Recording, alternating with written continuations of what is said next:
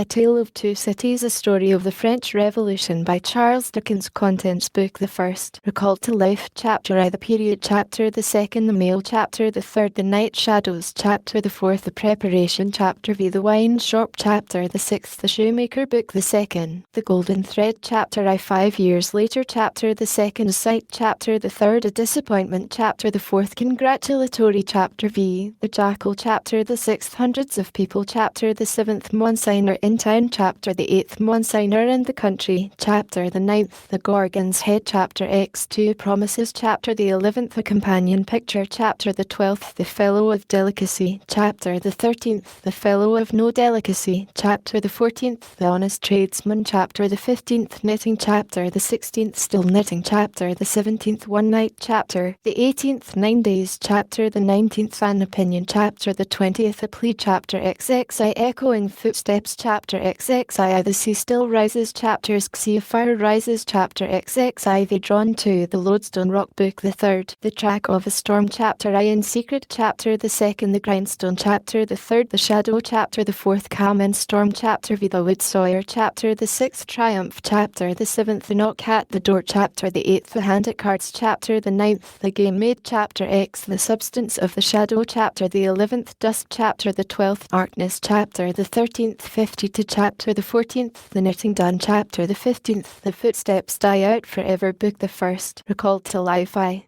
The Period. It was the best of times. It was the worst of times. It was the age of wisdom. It was the age of foolishness. It was the epoch of belief. It was the epoch of incredulity. It was the season of light. It was the season of darkness. It was the spring of hope. It was the winter of despair. We had everything before us. We had nothing before us. We were all going direct to heaven. We were all going direct the other way. In short, the period was so far like the present period that some of its noisiest authorities insisted on its being received, for good or for evil, in the superlative degree of comparison only. There were a king with a large jaw and a queen with a plain face on the throne of England. There were a king with a large jaw and a queen with a fair face on the throne of France. In both countries it was clearer than crystal to the lords of the state preserves of loaves and fishes that things in general were settled forever. It was the year of our Lord 1775. Spiritual revelations were conceded to England at that favoured period, as at this. Mrs. Southcott had recently attained her 25th blessed birthday, of whom a prophetic private in the Life Guards had heralded the sublime appearance by announcing that arrangements were made for the swallowing up of London and Westminster. Even the Cock Lane ghost had been laid only a round dozen of years after rapping out its messages, as the spirits of this very year last past, supernaturally deficient in originality, rapped out theirs. Mere messages in the earthly order of events had lately come to the English crown and people from a congress of British subjects in America, which, strange to relate, have proved more important to the human race than any communications yet received through any of the chickens of the Cock Lane brood. France, less favoured on the whole as to matters spiritual than her sister of the Shield and Trident, rolled with exceeding smoothness downhill, making paper money and spending it. Under the guidance of her Christian pastors, she entertained herself, besides, with such humane achievements as sentencing a youth to have his hands cut off, his tongue torn out with pincers, and his body burned alive, because he had not kneeled down in the rain to do honour to a dirty procession of monks which passed within his view, at a distance of some 50 or 60 yards. It is likely enough that, rooted in the woods of France and Norway, there were growing trees, when that sufferer was put to death, already marked by the woodman, fate, to come down and be sawn into boards, to make a certain movable framework with a sack and a knife in it, terrible in history. It is likely enough that in the rough outhouses of some tillers of the heavy lands adjacent to Paris, there were sheltered from the weather that very day, rude carts, best pattered with rustic mire, snuffed about by pigs, and roosted in by poultry, which the farmer, Death, had already set apart to be his tumbrils of the Revolution. But that woodman and that farmer, though they work unceasingly, work silently, and no one heard them as they went about with muffled tread, the rather, for as much as to entertain any suspicion that they were awake, was to be atheistical and traitorous. In England, there was scarcely an amount of order and protection to justify much national boasting. daring burglaries by armed men, and highway robberies took place in the capital itself every night. Families were publicly cautioned not to go out of town without removing their furniture to upholsterers' warehouses for security. The highwayman in the dark was a city tradesman in the light, and, being recognised and challenged by his fellow tradesmen whom he stopped in his character of the captain, gallantly shot him through the head and rode away. The mail was waylaid by 7 robbers, and the guard shot 3 dead, and then got shot dead himself by the other 4, in consequence of the failure of his ammunition, after which the mail was robbed in peace. That magnificent potentate, the Lord Mayor of London, was made to stand and deliver on Turnham Green, by one highwayman, who despoiled the illustrious creature in sight of all his retinue. Prisoners in London gaols fought battles with their turnkeys, and the majesty of the law fired blunderbusses in among them, loaded with rounds of shot and ball. Thieves snipped off diamond crosses from the necks of noble lords at court drawing-rooms. Musketeers went into St. Giles's to search for contraband goods, and the mob fired on the musketeers, and the musketeers fired on the mob, and nobody thought any of these occurrences much out of the common way. In the midst of them, the hangman, ever busy and ever worse than useless, was in constant requisition, now stringing up long rows of miscellaneous criminals, now hanging a housebreaker on Saturday who had been taken on Tuesday, now burning people in the hand at Newgate by the dozen, and now burning pamphlets at the door of Westminster Hall, today taking the life of an atrocious murderer, and tomorrow of a wretched pilferer who had robbed a farmer's boy of 6pence. All these things, and 1,000 like them, came to pass in and close upon the dear old year 1775, environed by them, while the woodman and the farmer worked unheeded, those 2 of the large jaws, and those other 2 of the plain and the fair faces, trod with stern enough, and carried their divine rights with a high hand. Thus did the year 1775 conduct their greatnesses, and myriads of small creatures, the creatures of this chronicle among the rest, along the roads that lay before them. 2. The mail. It was the Dover Road that lay, on a Friday night late in November, before the first of the persons with whom this history has business. The Dover Road lay, as to him, beyond the Dover Mail, as it lumbered up Shooter's Hill. He walked uphill in the mire by the side of the mail, as the rest of the passengers did, not because they had least relish for walking exercise, under the circumstances, but because the hill, and the harness, and the mud, and the mail, were all so heavy, that the horses had 3 times already come to a stop, besides once drawing the coach across the road, with the mutinous intent of taking it back to Blackheath. Reins and whip and coachman and guard, however, in combination, had read the article of war which forbade a purpose otherwise strongly in favour of the argument that some brute animals are endued with reason, and the team had capitulated and returned to their duty. With drooping heads and tremulous tails, they mashed their way through the thick mud, floundering and stumbling between whiles, as if they were falling to pieces at the larger joints. As often as the driver rested them and brought them to a stand, with a weary "Wo-ho! So-ho then!" the new leader violently shook his head and everything upon it, like an unusually emphatic horse, denying that the coach could be got up the hill. Whenever the leader made this rattle, the passenger started, as a nervous passenger might, and was disturbed in mind. There was a steaming mist in all the hollows, and it had roamed in its forlornness up the hill, like an evil spirit, seeking rest and finding none. A clammy and intensely cool mist, it made its slow way through the air in ripples that visibly followed and overspread one another, as the waves of an unwholesome sea might do. It was dense enough to shut out everything from the light of the coach lamps but these its own workings, and a few yards of road, and the reek of the labouring horses steamed into it, as if they had made it all. 2 other passengers, besides the one, were plodding up the hill by the side of the mail. All 3 were wrapped to the cheekbones and over the ears, and wore jack boots. Not one of the 3 could have said, from anything he saw, what either of the other 2 was like, and each was hidden under almost as many wrappers from the eyes of the mind, as from the eyes of the body, of his 2 companions. In those days, travellers were very shy of being confidential on a short notice, for anybody on the road might be a robber or in league with robbers. As to the latter, when every posting-house and ale-house could produce somebody in the captain's pay, ranging from the landlord to the lowest stable nondescript. It was the likeliest thing upon the cards. So the guard of the Dover Mail thought to himself, that Friday night in November, 1775, lumbering up Shooter's Hill, as he stood on his own particular perch behind the mail, beating his feet, and keeping an eye and a hand on the arm chest before him, where a loaded blunderbuss lay at the top of 6 or 8 loaded horse pistols, deposited on a substratum of cutlass. The Dover Mail was in its usual genial position that the guard suspected the passengers. The passengers suspected one another and the guard. They all suspected everybody else, and the coachman was sure of nothing but the horses, as to which cattle he could with a clear conscience have taken his oath on the 2 testaments that they were not fit for the journey. "Whoa-ho," said the coachman. "So, then, one more pull and you're at the top and be damned to you, for I have had trouble enough to get you to it." "Joe." "Halloa," the guard replied. "What o'clock do you make it, Joe?" 10 minutes, good, past 11. "My blood," ejaculated the vexed coachman, "and not atop of Shooters yet. TST. Yeah, get on with you." The emphatic horse, cut short by the whip in a most decided negative, made a decided scramble for it, and the 3 other horses followed suit. Once more, the Dover Mail struggled on, with the jackboots of its passengers squashing along by its side. They had stopped when the coach stopped, and they kept close company with it.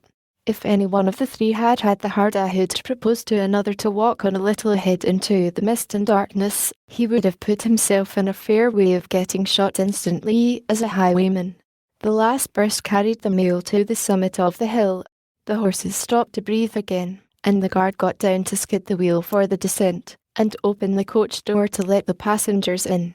"TST, Joe," cried the coachman in a warning voice, looking down from his box. "What do you say, Tom?" They both listened. "I say a horse at a canter coming up, Joe." I say a horse at a gallop, Tom," returned the guard, leaving his hold of the door, and mounting nimbly to his place. "Gentlemen, in the King's name, all of you." With this hurried adjuration, he cocked his blunderbuss, and stood on the offensive. The passenger booked by this history was on the coach step, getting in. The 2 other passengers were close behind him, and about to follow.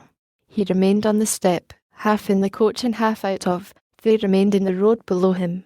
They all looked from the coachman to the guard, and from the guard to the coachman, and listened. The coachman looked back and the guard looked back, and even the emphatic leader pricked up his ears and looked back, without contradicting. The stillness consequent on the cessation of the rumbling and labouring of the coach, added to the stillness of the night, made it very quiet indeed. The panting of the horses communicated a tremulous motion to the coach, as if it were in a state of agitation. The hearts of the passengers beat loud enough perhaps to be heard, but at any rate, the quiet pause was audibly expressive of people out of breath, and holding the breath, and having the pulses quickened by expectation. The sound of a horse at a gallop came fast and furiously up the hill. "Soho!" the guard sang out, as loud as he could roar. "You there! Stand! I shall fire!" The pace was suddenly checked, and, with much splashing and floundering, a man's voice called from the mist, "Is that the Dover Mail?" "Never you mind what it is," the guard retorted. "What are you? That the Dover Mail." "Why do you want to know?" "I want a passenger, if it is." "What passenger?" "Mr. Jarvis Lorry." Our booked passenger showed in a moment that it was his name. The guard, the coachman, and the 2 other passengers eyed him distrustfully. "Keep where you are," the guard called to the voice in the mist, "because, if I should make a mistake, it could never be set right in your lifetime. Gentlemen of the name of Lorry, answer straight." "What is the matter?" asked the passenger, then, with mildly quavering speech. "Who wants me?" "Is it Jerry?" "I don't like Jerry's voice." "If it is Jerry," growled the guard to himself, "he's hoarser than suits me." "Is Jerry?" "Yes, Mr. Lorry." "What is the matter?" "A dispatch sent after you from over yonder." "T&Co. I know this messenger, guard," said Mr. Lorry, getting down into the road, assisted from behind more swiftly than politely by the other 2 passengers, who immediately scrambled into the coach, shut the door, and pulled up the window. He may come close. There's nothing wrong. I hope there ain't, but I can't make so nation sure of that, said the guard, in gruff soliloquy. Hallo you? Well, and hallo you? Said Jerry, more hoarsely than before. Come on at a foot pace. Do you mind me? And if you've got holsters to that saddle yarn, don't let me see your hand go now, for I'm a devil at a quick mistake, and when I make one it takes the form of lead. So now let's look at you. The figures of a horse and rider came slowly through the eddying mist, and came to the side of the mail, where the passenger stood. The rider stooped, and, casting up his eyes at the guard, handed the passenger a small folded paper. The rider's horse was blown, and both horse and rider were covered with mud, from the hoofs of the horse to the hat of the man. Guard, said the passenger, in a tone of quiet business confidence. The watchful guard, with his right hand at the stock of his raised blunderbuss, his left at the barrel, and his eye on the horseman, answered curtly, Sir, there is nothing to apprehend. I belong to Tellson's Bank. You must know Tellson's Bank in London. I am going to Paris on business. A crown to drink. I may read this, if so be as you're quick, sir. He opened it in the light of the coach lamp on its side, and read, first to himself and then aloud, Wait at Dover for Mamselle. It's not long, you see, guard. Jerry, say that my answer was, recalled to LIFE. Jerry started in his saddle. That's a blazing strange answer, too, said he, at his hoarsest. Take that message back, and they will know that I received this, as well as if I wrote. Make the best of your way. Good night.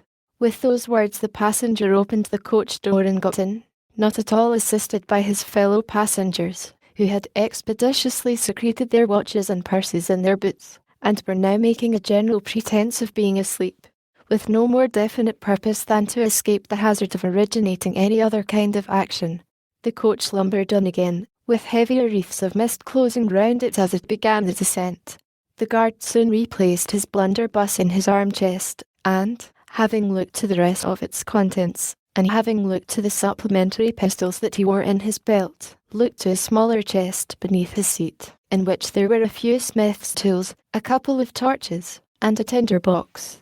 For he was furnished with the completeness that if the coach lamps had been blown and stormed out, which did occasionally happen, he had only to shut himself up inside, keep the flint and steel sparks well off the straw, and get a light with tolerable safety and ease, if he were lucky, in 5 minutes. Tom, softly over the coach roof. Hallo, Joe. Did you hear the message? I did, Joe.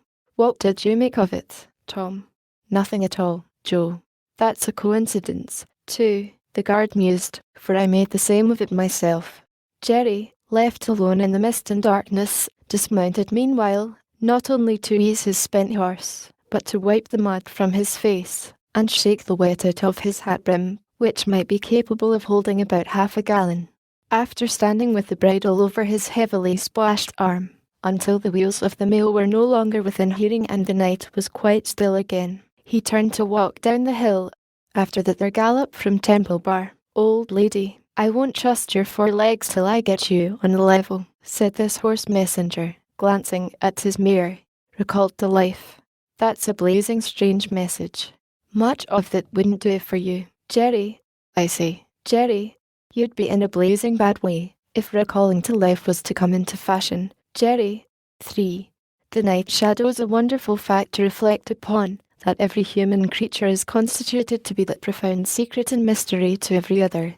A solemn consideration, when I enter a great city by night, that every one of those darkly clustered houses encloses its own secret, that every room in every one of them encloses its own secret, that every beating heart in the hundreds of thousands of breasts there is, in some of its imaginings, a secret to the heart nearest it. Something of the awfulness, even of death itself, is referable to this. No more can I turn the leaves of this dear book that I loved, and vainly hope in time to read it all. No more can I look into the depths of this unfathomable water, wherein, as momentary lights glanced into it, I have had glimpses of buried treasure and other things submerged. It was appointed that the book should shut with a spring, forever and forever, when I had read but a page. It was appointed that the water should be locked in an eternal frost, when the light was playing on its surface, and I stood in ignorance on the shore. My friend is dead, my neighbour is dead, my love, the darling of my soul, is dead. It is the inexorable consolidation and perpetuation of the secret that was always in that individuality, and which I shall carry in mind to my life's end. In any of the burial places of the city through which I pass, is there a sleeper more inscrutable than its busy inhabitants are, in their innermost personality, to me, or than I am to them? As to this, his natural and not to be alienated inheritance, the messenger on horseback had exactly the same possessions as the king, the first minister of state, or the richest merchant in London. So with the 3 passengers shut up in the narrow compass of one lumbering old mail coach, they were mysteries to one another, as complete as if each had been in his own coach and 6, or his own coach and 60, with the breadth of a county between him and the next. The messenger rode back at an easy trot, stopping pretty often at alehouses by the way to drink, but evincing a tendency to keep his own counsel, and to keep his hat cocked over his eyes. He had eyes that assorted very well with its decoration, being of a surface black, with no depth in the colour or form, and much too near together, as if they were afraid of being found out in something, singly, if they kept too far apart. They had a sinister expression, under an old cocked hat like a 3-cornered spittoon, and over a great muffler for the chin and throat, which descended nearly to the wearer's knees. When he stopped for drink, he moved this muffler with his left hand, only while he poured his liquor in with his right. As soon as that was done, he muffled again. "No, Jerry, no," said the messenger, harping on one theme as he rode. "It wouldn't do for you, Jerry. Jerry, you honest tradesman, it wouldn't suit I or line of business. Recalled, bust me if I don't think he'd been a-drinking." His message perplexed his mind to that degree that he was fain, several times, to take off his hat to scratch his head, except on the crown, which was raggedly bald. He had stiff, black hair, standing jaggedly all over it, and growing downhill almost to his broad, blunt nose. It was so like Smith's work, so much more like the top of a strongly spiked wall than a head of hair, that the best of players at leap frog might have declined him as the most dangerous man in the world to go over. While he trotted back with the message he was to deliver to the night watchman in his box at the door of Tellson's Bank, by Temple Bar, who was to deliver it to greater authorities within. The shadows of the night took such shapes to him as arose out of the message, and took such shapes to the mare as arose out of her private topics of uneasiness. They seemed to be numerous, for she shied at every shadow on the road. What time the mail coach lumbered, jolted, rattled, and bumped upon its tedious way, with its 3 fellow inscrutables inside, to whom, likewise, the shadows of the night revealed themselves, in the forms their dozing eyes and wandering thoughts suggested. Tellson's Bank had a run upon it in the mail.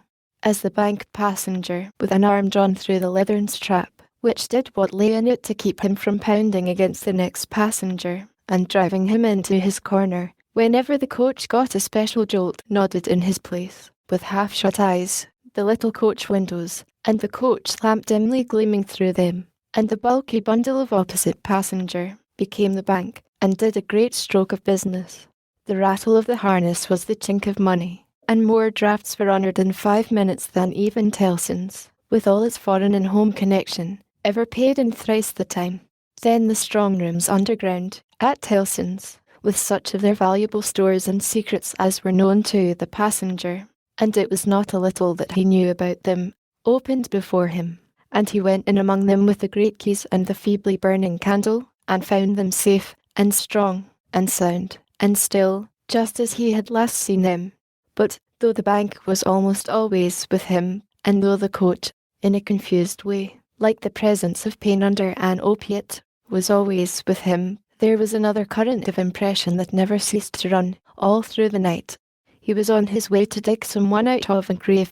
Now, which of the multitude of faces that showed themselves before him was the true face of the buried person, the shadows of the night did not indicate, but they were all the faces of a man of 45 by years, and they differed principally in the passions they expressed, and in the ghastliness of their worn and wasted state. Pride, contempt, defiance, stubbornness, submission, lamentation, succeeded one another. So did varieties of sunken cheek, cadaverous colour, emaciated hands and figures. But the face was in the main one face, and every head was prematurely white. 100 times the dozing passenger inquired of the spectre, "Buried how long?" The answer was always the same, "Almost 18 years. You had abandoned all hope of being dug out. Long ago. You know that you're recalled to life. They tell me so. I hope you care to live. I can't say. Shall I show her to you? Will you come and see her?" The answers to this question were various and contradictory. Sometimes the broken reply was, "Wait. It would kill me if I saw her too soon." Sometimes it was given in a tender rain of tears, and then it was, "Take me to her." Sometimes it was staring and bewildered, and then it was, "I don't know her. I don't understand."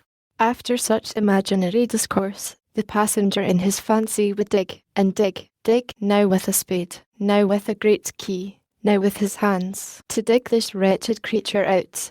Got it at last, with earth hanging about his face and hair, he would suddenly fan away to dust.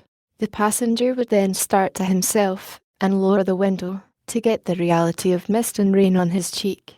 Yet even when his eyes were opened on the mist and rain, on the moving patch of light from the lamps, and the hedge at the roadside retreating by jerks, the night shadows outside the coach would fall into the train of the night shadows within. The real banking house by Temple Bar, the real business of the past day, the real strong rooms, the real express sent after him, and the real message returned, would all be there. Out of the midst of them, the ghostly face would rise, and he would accost it again. "Buried how long?" "Almost 18 years. I hope you care to live." "I can't say." Dig, dig, dig, until an impatient movement from one of the two passengers would admonish him to pull up the window, draw his arms securely through the leathern strap, and speculate upon the two slumbering forms, until his mind lost its hold of them, and they again slid away into the bank and the grave. "Buried how long?" "Almost 18 years. You had abandoned all hope of being dug out. Long ago." The words were still in his hearing as just spoken, distinctly in his hearing as ever spoken words had been in his life, when the weary passenger started to the consciousness of daylight, and found that the shadows of the night were gone. He lowered the window, and looked out at the rising sun. There was a ridge of ploughed land, with the plough upon it where it had been left last night when the horses were unyoked. Beyond, a quiet coppice wood, in which many leaves of burning red and golden yellow still remained upon the trees. Though the earth was cold and wet, the sky was clear, and the sun rose bright, placid, and beautiful. 18 years, said the passenger, looking at the sun. Gracious creator of day, to be buried alive for 18 years. 4. The preparation when the mail got successfully to Dover. In the course of the forenoon, the head drawer at the Royal George Hotel opened the coach door as his custom was. He did it with some flourish of ceremony, for a mail journey from London in winter was an achievement to congratulate an adventurous traveller upon.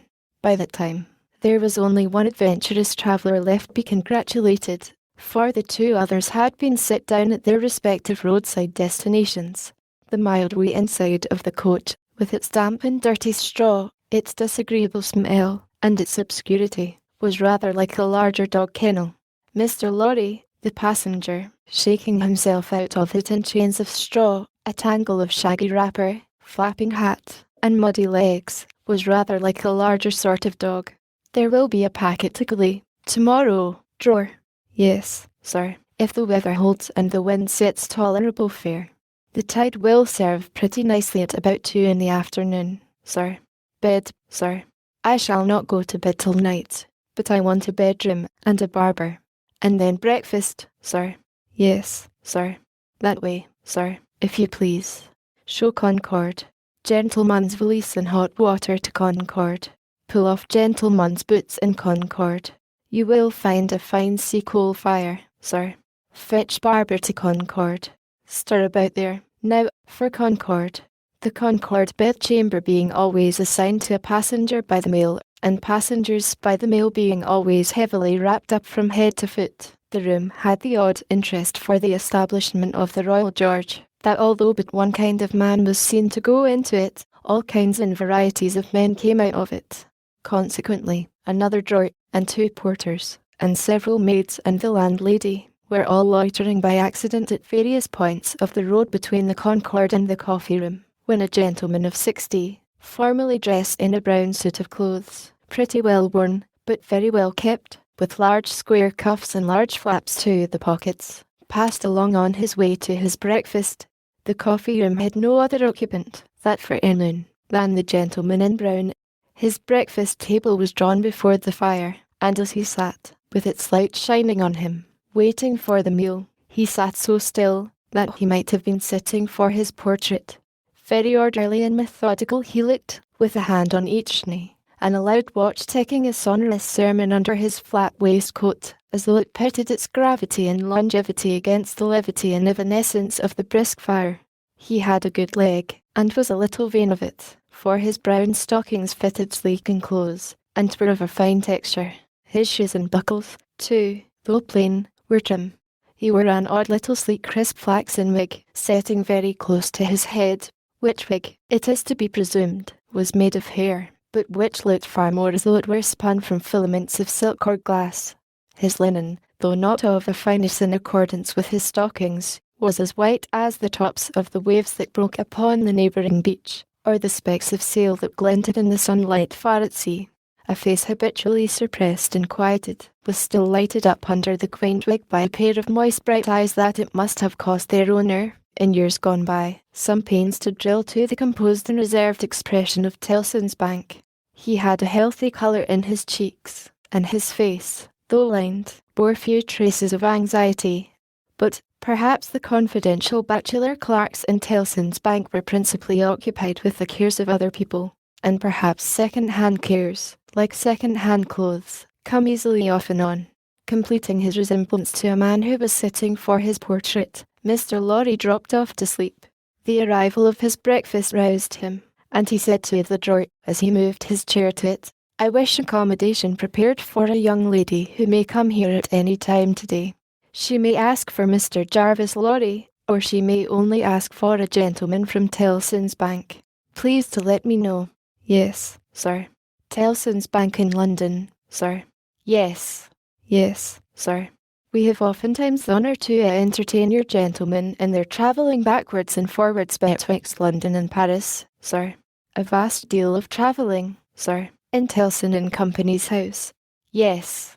We are quite a French house, as well as an English one." "Yes, sir." "Not much in the habit of such travelling yourself, I think, sir." "Not of late years. It is 15 years since I came last from France." "Indeed, sir. That was before my time here, sir." "Before our people's time here, sir." "The George was in other hands at that time, sir." "I believe so. But I would hold a pretty wager, sir, that a house like Tellson and Company was flourishing, a matter of 50, not to speak of 15 years ago. You might treble that, and say 150, yet not be far from the truth." "Indeed, sir." Rounding his mouth and both his eyes, as he stepped backward from the table, the waiter shifted his napkin from his right arm to his left, dropped into a comfortable attitude, and stood surveying the guest while he ate and drank, as from an observatory or watch-tower, according to the immemorial usage of waiters in all ages. When Mr. Lorry had finished his breakfast, he went out for a stroll on the beach. The little narrow, crooked town of Dover hid itself away from the beach, and ran its head into the chalk cliffs, like a marine ostrich. The beach was a desert of heaps of sea and stones tumbling wildly about, and the sea did what it liked, and what it liked was destruction. It thundered at the town, and thundered at the cliffs, and brought the coast down, madly.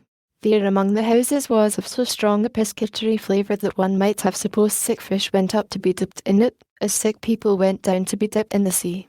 A little fishing was done in the port, and a quantity of strolling about by night, and looking seaward, particularly at those times when the tide made, and was near flood. Small tradesmen, who did no business whatever, sometimes unaccountably realised large fortunes, and it was remarkable that nobody in the neighbourhood could endure a lamplighter. As the day declined into the afternoon, and the air, which had been at intervals clear enough to allow the French coast to be seen, became again charged with mist and vapour, Mr. Lorry's thoughts seemed to cloud too. When it was dark, and he sat before the coffee-room fire, awaiting his dinner as he had awaited his breakfast, His mind was busily digging in the live red coals. A bottle of good claret after dinner does a digger in the red coals no harm, otherwise than as it has a tendency to throw him out of work. Mr. Lorry had been idle a long time, and had just poured out his last glassful of wine with as complete an appearance of satisfaction as is ever to be found in an elderly gentleman of a fresh complexion who has got to the end of a bottle, when the rattling of wheels came up the narrow street, and rumbled into the inn-yard. He set down his glass untouched. "This is Mamselle," said he. In a very few minutes the waiter came in to announce that Miss Manette had arrived from London, and would be happy to see the gentleman from Tellson's. So soon. Miss Manette had taken some refreshment on the road, and required none then, and was extremely anxious to see the gentleman from Tellson's immediately, if it suited his pleasure and convenience. The gentleman from Tellson's had nothing left for it but to empty his glass with an air of stolid desperation, settle his odd little flaxen wig at the ears, and follow the waiter to Miss Manette's apartment. It was a large, dark room, furnished in a funereal manner with black horsehair